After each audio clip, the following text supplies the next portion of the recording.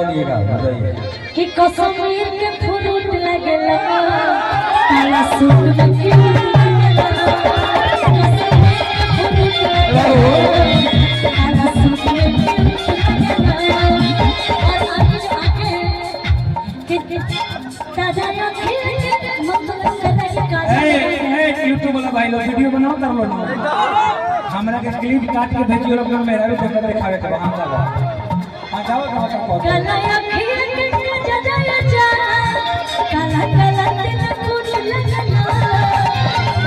राहुल भैया हमको लग रहा है ना कि भैया तो सबके सीनियर है लेकिन जितना मेंटेन में भैया है ना हमको नहीं लगता है कि कोई मेंटेन कर पाता होगा इसलिए कि काला अखिल के जजाया जा काला काला दिल फूट लगना कि कश्मीर के फ्रूट लगेला काला सूट में क्यूट लगेला कश्मीर काला सूट में बड़ा अच्छा वीडियो बाजा वेरी गुड फिर से ले जाओ आवा है कि कश्मीर के फ्रूट लगेला काला सूट